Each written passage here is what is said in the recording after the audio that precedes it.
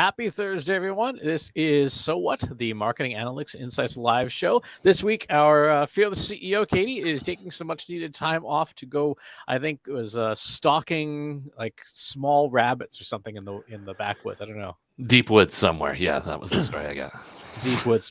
So while she is off enjoying her time, this week we're going to have some fun with Google Analytics 4. Specifically, we're going to migrate one of our websites, the Marketing Over Coffee website, from GA3 to GA4, leaving GA3 in place and stuff. So before we begin, we have to have a quick birthday shout out. Marketing Over Coffee, the podcast that John and I do, turned 15 this week. Dude, we're way too old. That's just all there is to it. We are dinosaurs in this world. So with a Google Analytics 4 migration, there's like 8 or 9 major parts you have to go through. There's users, goals and conversions, legal stuff, platform infrastructure, business infrastructure, your GA3 instance, your tag manager instance, your GA4 instance, Google Data Studio, and then alternative analytics systems and stuff. So let's get started. I'm going to go ahead and just pull up the Marketing Over Coffee website here in a second screen while we chat this through. So one of the first things that we have to do with any kind of website is figure out what the goals are. So John, what are the major goals for Marketing Over Coffee from a primary and secondary perspective? Yeah, I mean, the ultimate goal, of course, is our sponsors getting leads, right? I mean, that's actually what pays the bills. But as far as the web traffic, we've, just generic traffic in, getting to the pages. And then we do have newsletter signups, which when you mentioned last week we're going to do this, I imagine are probably broken because we've changed vendors a couple of times on that. So it'll be interesting to see how bad that off is. But yeah, that's really, traffic, newsletter sign up, and then, of course, traffic for sponsor hits. Gotcha. So would you classify as a goal something like people going to click on, get Marketing Over Coffee on Apple Podcasts or Google Podcasts? Would those be goals too? Yeah, and we had back solved a little while ago, and $8 a lead was the price that we had come up with. We kind of knew that, based on what we've made in previous years, that if we get qualified traffic, those people are usually worth about $8 to us. Okay, got it. So from a goal perspective, then we obviously do care about traffic. We do care about the newsletters. Let's take a quick look at the newsletter. Ooh, so this is iframed in. Yeah, that's a stopgap because we just transitioned off .digital about 3 months ago, and so that's up there until I get Ghost up and running. So yeah, right now I'm just collecting them on a Google spreadsheet for now. Gotcha. Okay. Well, this is something that can't easily be tracked because it's framed in, so that you can't measure that. The site does have gravity forms. You can always put up a gravity form on site, and then you can track that natively. Yeah, that would be, in fact, yeah, that would probably be better because I could get notifications that actually make sure it's working as opposed to me not looking at the spreadsheet that's being filled up. So once again, it's the cobbler's kids have no shoes. Absolutely, yes. I mean, it works. Come on, thumbs up for it. I am collecting email addresses. It works. Fair enough. Okay, other parts of the Google marketing platform, the site does use Tag Manager, right? It does, yeah. That's been configured. What about Search Console? Yeah, it's on. I haven't looked that long, but last time I looked, it was clean. But it's been a good 5 or 6 months since I looked last. Got it. Okay, let's see. Do I have access to that Search Console account? Because if I don't, I can't do. We may have to. I have done Href Site Health. That one was last done like about 2 months ago, and we got the health way up in the 90s, so that was solid. But got it. It looks like I do have Search Console access to the site, so we should be all set with that there too. One of the big things with GA4 migrations is you need to have admin on any of the systems that you want to tie into it. So other parts of Google Marketing Platform like Tag Manager, Search Console, Google Ads and stuff. If you want them integrated with GA4, you've got to have access to those systems. So I feel like, other than the newsletter show being kind of in a wonky place, what about the contact form? Is that of any value? I mean, I know a lot of it's people just pitching. Yeah, we get pitches, so it's I don't put any extra value on that, so no need. Okay, so not necessarily. I mean, I guess we just leave it as it's not bad to have that as a goal to see, if people are still interacting, but certainly not something we're going to stick a dollar value amount on unless it's to fund the comedy episode of terrible pitches. Okay. So first things first, and these are considerations for your company. Do you, as the marketer, have the ability to sign legally binding documents with Google around data protection? If you don't, you need to make sure you get legal looped in sooner rather than later. Second, what governs your marketing data collection? So Marketing Over Coffee is technically a U.S. corporation, right? Yes. Okay, but it's not like a French corporation. Yeah, no, we're not like anything sketchy based out of some part of the world. We are the classic Delaware LLC. Okay, so that would mean that while there aren't any data agreements that directly cover Marketing Over Coffee as an operating business entity, there are some data privacy ones that do apply. So California's laws would apply, obviously, because we have listeners in California. GDPR would apply for any listeners who are physically located within the European Economic Area. And then PIPL for any listeners who are based in China. But from a legal perspective, you would be the person who would agree to things. Let's see, other stuff, platform stuff. The site does use SSL, so that's all set. Any other domains that we would classify under the Marketing Over Coffee family? Not anymore. No, there was an email domain for the email provider, but that's it. So we're back down to the single site. Okay, cool. Are there any systems and referrals that we know we should ignore? So again, for some companies, if you have Zendesk, you probably have a lot of traffic coming to and from Zendesk, and it's not, for marketing purposes, not terribly helpful. Obviously, for customer service measurement, that's something you'd want to do separately. Yeah, no, I don't even bother with my own IP. I have dynamic IP here, and it's not like I'm pounding the site more than 5 times a week. So. Okay. In Google Analytics itself, what reports do you focus on? So if we go into the Marketing Over Coffee, you see the lovely GA4 warning there. Where do you spend your time in the app as the primary user? Yeah, the behavior tab is big because I like to see which content is actually pulling and doing things. I do look at the conversions just for some raw numbers, but really that's about it. We're not so huge that the real time gets a lot of action, and yeah, really, I just spend more time over on Hrefs trying to clean up errors and broken links. That was kind of like the project for the last year, so I don't spend a ton of time over here. Okay, got it. So in terms of things that you might be sorely missing, probably not a ton that you're like, oh my gosh, this obscure feature from GA3 that's going away is my beloved insights. Okay. Yeah, no, we're definitely raw traffic, and that's 90% of it. Got it. All right, so let's do this. We need to get started. The first thing we have to do is we have to create the new GA4 property. I'm assuming the accounts that have access to this, does everybody who's in here still need to have access to Scout? Like this one, I don't think needs to be in this. That's the overall miscellaneous account. Okay. I think that looks good for the site. There's the Trust Insight stuff. That's a TI token. Okay, so yeah, no, everybody else we know, so that's okay. Good. So let's go ahead and create our new property. This will be, we'll call this MOC GA4 fun. We're going to go with New York time. US dollar is the currency. We don't want the advanced option. We don't need that.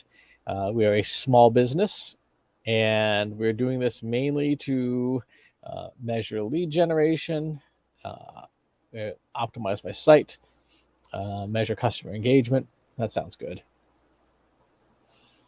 Okay, now the next part is to set up our data stream. Do we still have mobile apps? Yeah, that actually just happened 3 days ago. I was hitting the mobile app and I got the classic iOS, hey, the developer of this app is fallen woefully behind and needs to figure out their problems. So actually, let me check on a newer platform because that was an older device. Yeah, no, it still says it needs to be updated, and it won't even let me open it. So it has to be like 4 or 5 versions old. So we don't have a mobile app. Yeah, no, because it used to be like you could you could open it up, and they would just say like, well, it may or may not work. Good luck. But this is the full on like, yeah, no, we're not even going to let you start it. Okay. All right. So we're going to do just web now. If we'd had the mobile app working, we could have talked about that again setup, but not so much. All right. We do have SSL in place, so marketingovercoffee.com. We're going to call this MOC web stream. Enhanced measurement is turned on. Just make sure everything is all set. We're going to create that stream. Okay. That's interesting. Good job, Google. Let me just turn off all the ad blocking widgets here. Normally, I would be doing this on a different site, but okay, there's our measurement ID. So let's copy that. We're going to come back to Google Analytics for it in just a bit, but we need to move over to Tag Manager because now we have to start creating all the GA4 stuff. So first things first, let's check our built-in tags, make sure they're okay. Yep, they're all on, which I personally like. Doesn't slow things down. There's the MOC GA, which I'm going to rename to GA3. And let's create ourselves a new constant, MOC GA4 constant. Because of the way Google Analytics 4 is set up, there's no longer a built-in setting here. There's one here. This applies only to GA3. So for GA4, you just got to use a constant. And you put that in. Hit save. Okay. Next, we need to create the base tag. So GA4 works by having a base tag and then having event tags that tell GA4 to do stuff above and beyond the base. So let's create our first, so GA4 base tag. And this is our GA4 configuration base tag. And our measurement ID, this is where our constant. Yep, comes into play. I always do that because otherwise one day you will fat finger that and then you'll have no data and you'll be wondering why. Let's see, do we need anything else? There's no additional consent required. And this is going to trigger everywhere. Okay. So now the base tag is in, which will count your basic page views and stuff like that. We now need to look at our trigger collection and our goals and figure out what stuff do we need to set up. So we've got our Android and iTunes link clicks to take you to those relevant apps. We've got something that will track any click that goes off of the website. We've got download the MP3. Let's get a placeholder in here for newsletter subscribe. And this is going to be a form submission. And let's go to the site here.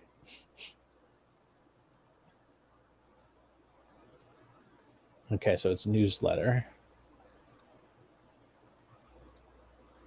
Some forms on the page URL contains. This won't work until we switch it over to Gravity Forms, but we got that in place. Let's see. We've got these three things. We've got contact form needs to go in. Let's get the contact form thank you page URL.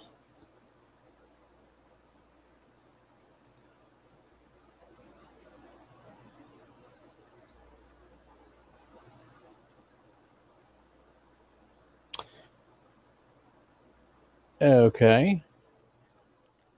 We actually don't have a thank you page. We just do a in-page change. So let's do thank you contact form. Thank you. Now we're going to do our form submission on subforms where the page URL contains contact. All right, so now we've got our major goal completions, our conversions tags set up. Now we have to create the corresponding triggers. We're not going to mess with any of the GA3 stuff. We're just going to leave that to be for right now. I'm going to rename this GA3.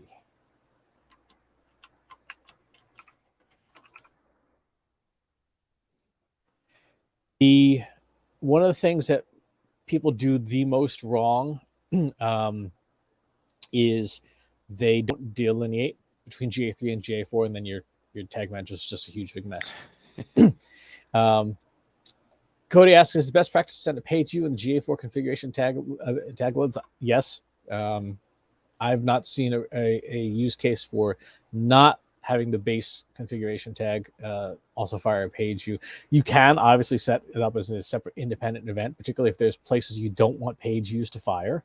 You don't want the GA tags to fire at all. Like, for example, if you were doing marketing and you had a login page for existing customers and an existing customer's portal, it would make sense to just not fire page views for your marketing data stream.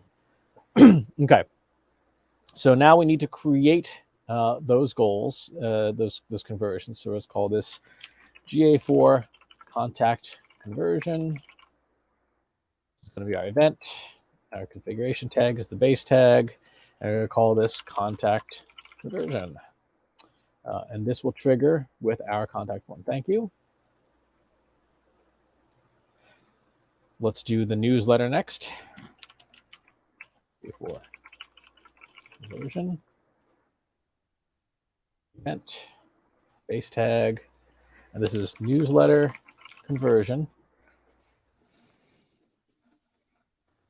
Save. Next, we're going to do, let's do the iTunes click conversion.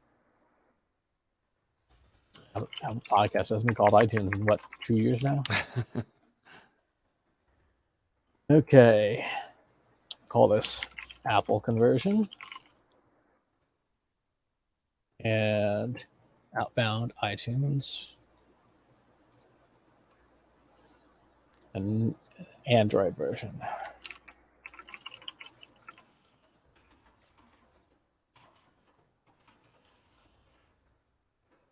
Version event.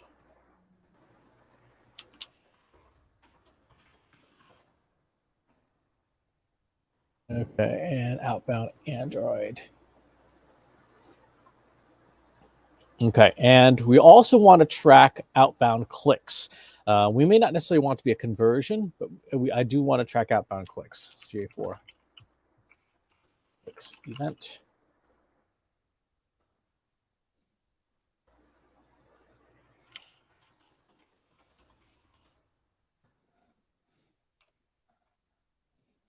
Because we have a lot of links in the show notes and stuff to different vendors and partners and stuff, and I'd like to know who they are. In fact, now that I think about that, let's add to that event, let's add a value and then add the click URL. And that way we know, we'll be able to tell from the event data what outbound the clicks are getting clicked on. That's huge, right? I mean, there's no way to do that in GA3, is there? Oh yeah, you can do that in GA3. Well, you set that up as an event just to grab it as it's an event-based stuff. The event model is not super different, except that the naming is a lot more flexible now, but it's functionally not super different. All right. The other thing that we need to do is inside Tag Manager is now a best practice to enable the consent overview that allows you to review consent for all your tags and stuff, which is really important. So we've gone through now, we've set up our conversions for GA4. We're going to come back to Tag Manager in a bit, where now we need to actually start configuring this sucker. So we don't currently use any connected site tags. If we did, like Google Optimize or something, we would want to put that in here. Let's see, for measurement protocol, if we were going to do stuff with the measurement protocol, like push data into it, we would want to look at that. You okay if I say yes, Google? Sure. All right. Yeah. We're signing legally binding agreements on the air. It's great. Let's see, universal. We do want to click universal analytics events. This one's a really big deal. So there are some vendors, like with Calendly, for example. Calendly will send an appointment booked GA3 event. They don't send a GA4 event right now. So if you turn this on, you can collect those GA3 events and have them passed into GA4, which is really handy. Will that stay even past sunset, or? Probably, because like I said, there's a ton of services out there. Now, I would hope those services, or at least the more modern ones, would come around. Yeah, that's a good point. Exactly. Let's go ahead and turn on marketing over coffee as for cross domain. Okay, we don't have any internal traffic. Don't have any unwanted referrals yet, I don't think. Session timeout, 30 minutes is the generally best practice. We're going to leave that alone. So this data stream, this web stream is now all set. Let's look into our property settings. So industry, what do we do for the industry? Business and industrial? Yeah, because I don't think they have a marketing tech or anything. No. Okay. Save on that. Let's see. Access should be, yep, looks good. Okay, let's do our data settings. Data collection. We need to turn on Google Signals. Signing more legally binding things. Let it rip. Let it rip. Yep. All right. So we've got that. The user data collection is acknowledged. So there's a whole long paper about how the client ID in Google Analytics can then be paired to other stuff. That's worth reading. It's in the support documents. It's really awkward. Google has so much useful documentation about GA4, but it's in the developers portal. So where your average marketer is not going to see it. Like, here's a long list of metrics in GA3, and here's their equivalents to GA4. That's not published anywhere, easy to find. We have, in fact, I think I put it in the Slack group, let's say a week or two ago. If you've not joined the Slack group, go to trustinsights.ai/analytics for marketers. We're sharing stuff there. All right. So we've got collection on retention. We're going to crank this as far as it'll go, which is the 14 months for event data. That's just keeping those hit logs. GA4 will keep aggregated data past that, but it will not keep individual event data. So if there's stuff you'll ever want to look back on, this will give you 14 months. And then if you want more than that, you have got to set up the BigQuery integration. You go to BigQuery, yeah. Yep. So we don't have any filtering to do right now. Let's check our reporting identity. We want to make sure it's by user and device. Attribution settings. The default should be cross-channel data driven, and then with the windows wide open there. Property change history is just us tooling around. Do we have a Google Ads account? We do. I don't know if it's linked though, because I have my own personal Google Ads account. I think that's the one that I'm actually using. Okay, that's fine. We don't use Ad Manager. BigQuery. Let's put a BigQuery project in place. Let's use. Says there is one there. Oh yeah, look at that. That's rando. Question is, is billing set up on it? Billing may not be. Okay, total estimated daily events. So a 1 million daily limit, including advertising. I think we're going to be okay. We want daily. Okay. That looks good. It looks like I don't have billing turned on that project. So there's a marketing over coffee project in GCP, but it's not set to bill. Right. What that means is you get two sets of tables in BigQuery. You get the previous day's captured data, and you get a live table as well. So if you're doing stuff with real-time analytics in BigQuery, you'd want both turned on, and it's double the cost, which, for a site like Marketing Over Coffee, the cost of this is going to be somewhere out between $1 and $2 a month. It's not a huge bill. Now, if you're like CNN, it could get really expensive. Right. Okay, so we've got BigQuery all linked up. If you don't have administrative access to your company's Google Cloud Platform account, you're going to need to get it if you want to be able to do this integration. And again, this is to get you event data past the 14-month rolling window. Let's see, Search Console. Let's link up our Search Console here. Marketing Over Coffee. Hit next. Select the web stream, this one, and submit. So now Search Console data will be linked into Google Analytics 4 as well. Okay, so that's all of the configuration for GA4. So we've now got it in place. It should be receiving data because we've published the tags and tag manager. So let's go into reports real quick and just see if there's any real-time activity. And while we're at it, let's go into preview mode in Tag Manager.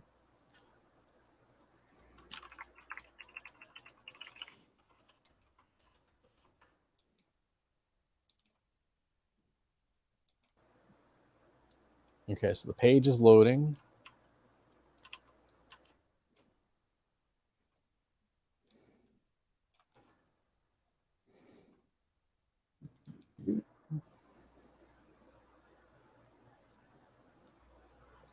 Ah.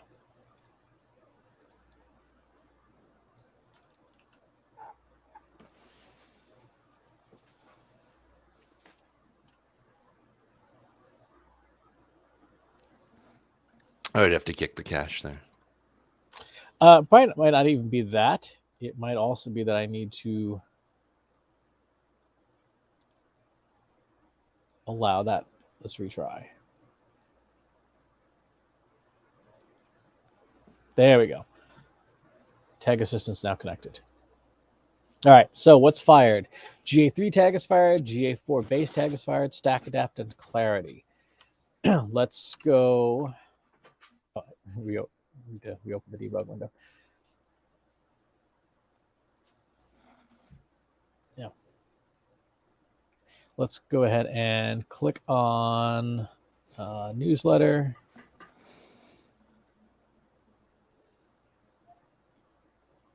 And accept our cookies. That's our curiosity. Let's do a test.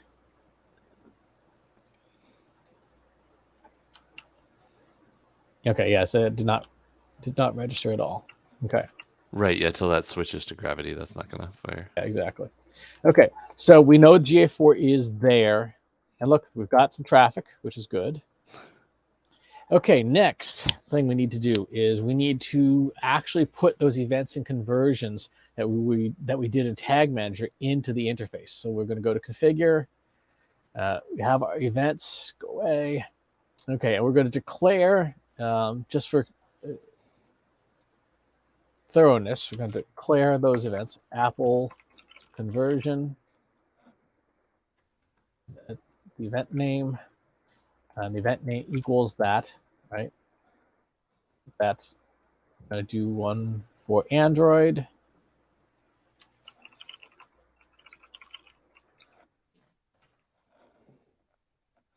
One for the newsletter.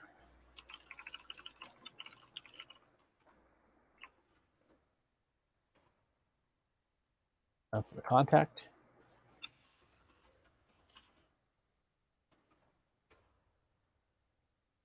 And what did I call that other one?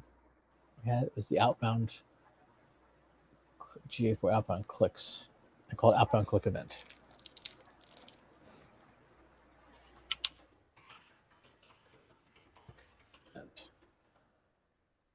Okay. Copy parameters of the source event. That's correct. All right, so now we've got our conversion events declared. We now need to go in and designate those. So I'm going to go ahead and do the same. Anything that has conversion in the name, we're going to recycle here. We're not going to do the outbound click one as a conversion event.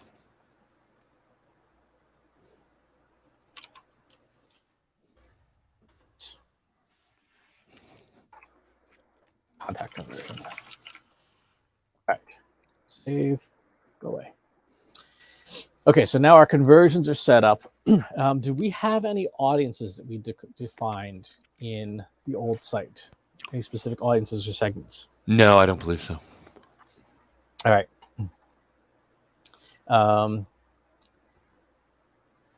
It might be interesting to set up a couple of audiences. Let's do one. Let's create a custom audience. I'm going to set to maximum limit, and let's call this Apple audience, just for fun. And if we have an event,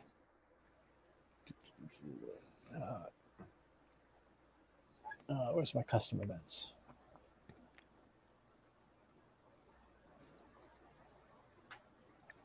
Oh, they're not here. Once they're here, then we could set up a events. So like if you click on the Apple iTunes button, then we can enroll you in an Apple audience versus an Android audience and designate the different users that way.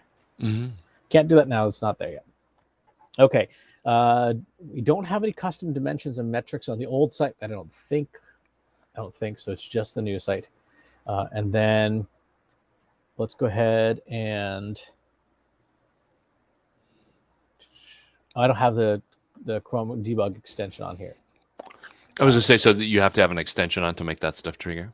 Yeah, you have the Google Analytics debug extension, but then you can see what's happening. But given that we are seeing stuff in the real-time environment here. Yeah, we know it's at least working, yeah. Yeah, we've got some stuff working. The Seth Godin podcast episode is always doing well. Okay. So I'm trying to think if there's anything else. Let me check the checklist here. It's got all of that. All right, so we don't have any filters, no server-side tracking. All right. So next thing to do is in the website itself, we want to install a backup system because one of the things that is kind of an issue. Oh, wait, here, Cody has a question. Prevent to have parameters. To see parameters in GA4 in larger time frame, less than 3 minutes, you have to create custom dimensions. You should see the event parameter data accompanying the event itself, right? So, because it's tied to the event record within the backend data structure. Now that said, you essentially have a sort of session level event scoping and then user level event scoping. If you want to, I think, have a bit more flexibility, it wouldn't hurt to make it a custom dimension. Okay, the next thing I want to do is in the website itself, installing a backup system, because one of the things that has happened, obviously, a lot of folks are like, well, this is a challenge, is to have a parallel analytics system of some kind. So if you're using WordPress and your WordPress hosting company is a pretty solid company, like we use WP Engine, which can tolerate all sorts of abuse. One of the things that you may want to do is install another analytics package. So I'm going to install the open source Matomo Analytics. This is not only is it free as an open source, but it runs on your server, so it's not hosted elsewhere, which means that all the data stays on your server, and from a privacy perspective, the data never leaves your control. All right, let's enable tracking. All right, the privacy page. Worry about that right now. Okay, so we should have. If we go into the reporting engine now, this takes us to the Matomo for marketing over coffee. Let's go into settings. Let's see, system, general settings. We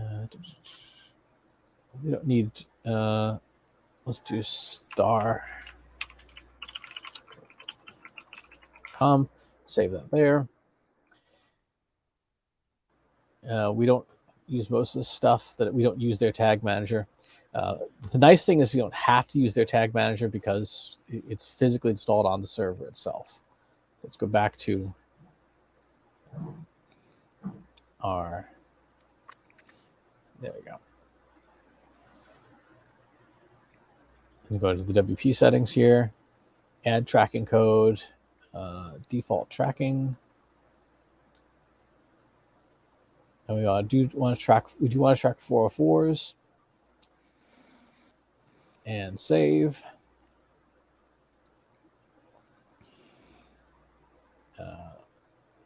Know what others folks need access. Okay, privacy stuff.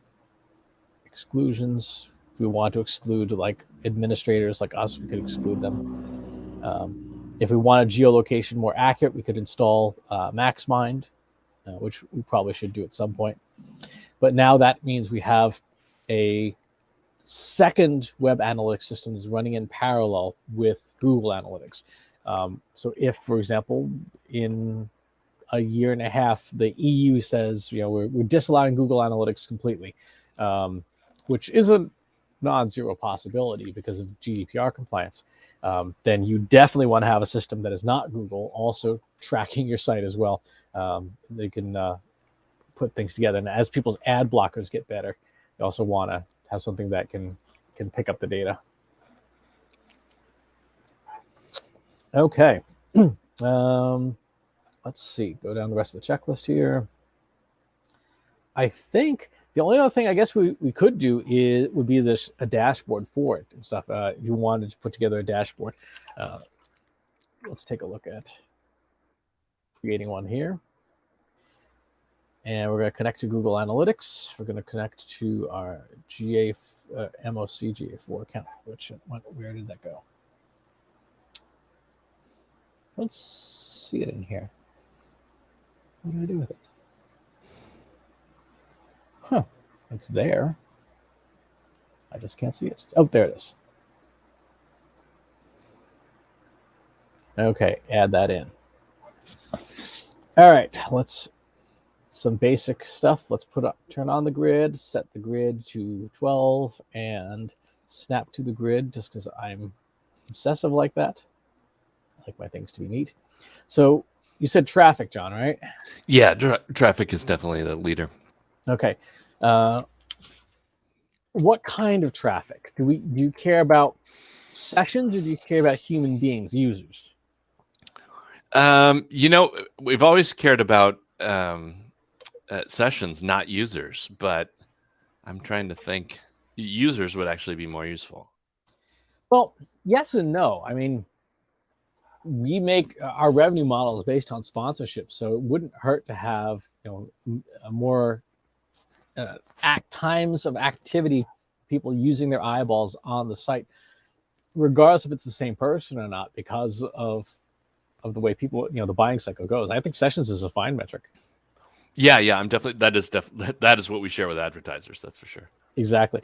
The other thing is that from an analytics perspective, knowing where a session came from is useful because again, if we get somebody to come back over and over and over again, I would like to know all the different channels that user is coming from. Yeah, where they're coming from, definitely. All right. So let's go into what we've got here for our counts. So users has amusingly enough been renamed. Well, there's active users and there's total users. For the purposes of these reportings, we're going to go with active users. And the API documentation does detail the difference between these, because there's a lot of things that now have these like really, really nitpicky granular things. And let's do this as a time series chart. We've got our date. And I don't need event name breakdown. I just need the date and the active users. So that'll be our active user counts. There's obviously nothing to show yet because we literally just turned GA4 on. The other thing I tend to like to do for simplicity's sake is to take a clone of our charts and always make them little scorecards. Makes it easier for people to read what's going on. Okay, and then what other measures of conversion we care or should be on this dashboard? Channels that you'd mentioned. My channels they have been corrected. I mean, UTM management's an issue, but it's still good to know where stuff is coming from. Okay, so let's do that as a table and bar. And so it's interesting. Source medium used to be the sort of the standard reporting, and now it's two separate fields. Google has separated them out. And again, this is one of those things where there's like 3 different sources here. So you can see session source, and user source. In the documentation, which is, again, in the developer section, session source is the source from that particular session that you're looking at. The one that's labeled plain source is the conversion source. So if a conversion event happened, the source is the that was in play at the time of conversion. And then user source is the first touch user source. So it's kind of funny that you almost have like a miniature attribution model, just in the way the data is broken up. But for our purposes, we're going to go with session source. And then let's get rid of date, because we don't necessarily need that. It's governed by the overall here. And then let's add in our medium as well. And then our channel grouping can be thrown in. Okay, so once we get data in there, then we'll have a nice little table telling you where your traffic is coming from. Anything else? I don't know. Those are, that's like, again, the lion's share of the stuff. It's pretty much how many people are there. And then, we did this last month. Did it do anything? Those are the kind of the big questions.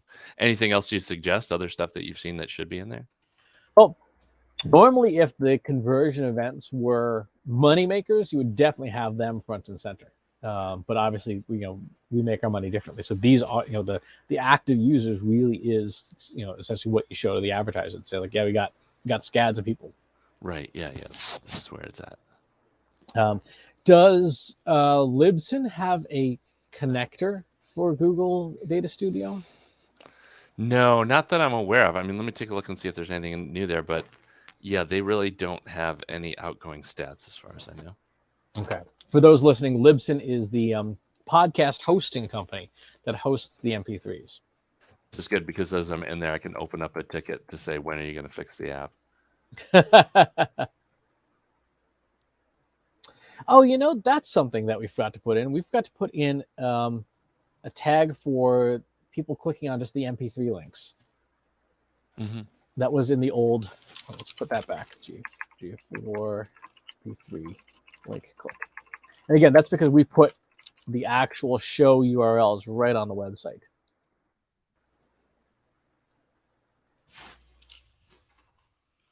I'm going to mark that as a conversion because we're getting people to listen to the show. Go ahead and push that.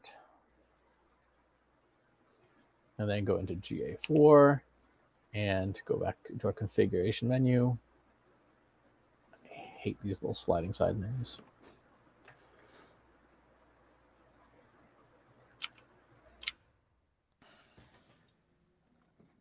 And declare that as a conversion as well. Now, the other thing, you said that we value listeners at a value of about $8. Do any of these conversions be things that you would attach that dollar amount to? I mean, it was always just, that's the average amount. The reality is there obviously the people that listen to every single show every week are worth more than the ones that only pop in once in a while. Right. But that was it. I mean, I guess we could argue that the newsletter subscribers are worth more. I've never done any. I guess the way to do that would be we would take the newsletter subscribers, just figure out how we want to portion the total income. So if I said, well, I think newsletter subscribers are worth twice as much, we could make them 16, and then the general listeners would fall to like $6 or something like that. Right. Okay. Well, let's set a newsletter subscription value then.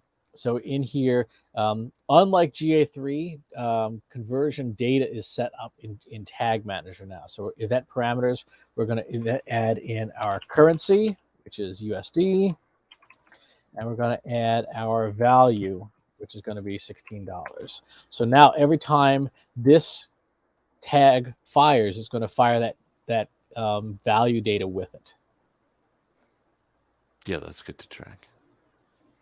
And then that will show up as essentially as revenue in GA4. All right. So as of right now, Marketing Over Coffee is now set up. GA4 is running. We've got our tags and our triggers and stuff all up to date. Typically, if this was a commercial client, we'd then go to the different stakeholders, present the dashboards, review it the last time through with different users, make sure that the user stories that we've acquired from folks match up with what we've actually built, that the goals are all in there, and that the data is flowing properly. But that's the I would call it the easy part of GA4 migration, because the hard part for us doesn't really exist, because it's literally just the two of us. But that is like, who needs access? What kind of access do they need? What are their user stories? All the different business cases, the reporting structure internally in the organization, the governance around UTM tracking codes. All those things would be stuff that typically takes the longest for clients to get to. The pushing the buttons part is less time consuming, as long as you know what buttons to push in which order. But it really is working out the configuration of who should get what, and any other integrations. Like, this is a very vanilla setup. There's no needed integrations with HubSpot or Shopify or any other crazy stuff. It is just stock GA4. Yeah, getting that straight is a huge deal. And then how about as far as the UTM codes too? Because we've already been dealing with that with a bunch of clients, as far as, the old schema does not work. So you do need to retool that whole process, right? So it's not that it doesn't work. The source and medium codes are the two most critical ones. And there's only 3 UTM codes that are shown in the interface, which is kind of obnoxious, and which is available in the API. If you look in Data Studio, if you look at the, sort of what's available, you have source, you have medium, you have campaign. But other stuff like keyword and stuff, which used to be in the older GA, is no longer here. So the 3 UTM codes that are available in the API for tracking are source, medium, and campaign. So your naming convention has to conform to those. And then when we talked about the sort of session default channel grouping in, let's resize this to just do it evenly. So you have session default channel grouping. In order for traffic to be correctly classified, you have to use Google's approved list of mediums, which is really what governs that.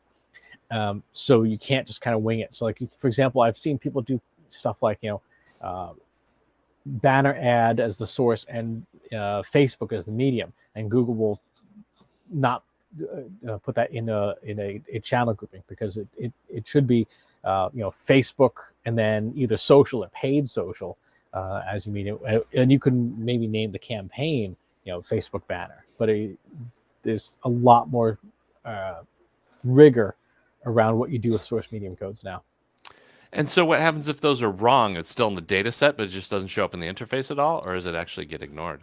It shows up, but it won't show up in the right channel grouping. It's like if you're using the channel groupings in the built-in attribution report and you don't have the good governance, that report will be wrong. It doesn't have the data. So what's next steps for you, John, now that your website is all tagged up properly and things? It's all clean and shiny. Well, obviously the email thing is the next big step that we need to do. I got to switch those over to Gravity Forms and actually send some email too, because that's been dragging as we've gone through this vendor process. But that's top of the list to get cleaned up. All right. If you've got any questions about the stuff that we did in this very rapid walkthrough, because we didn't actually sit down and explain in detail a lot of the different settings. I suppose at some point we probably should. But if you've got questions and you didn't ask them in time, go to trustinsights.ai/analytics for marketers.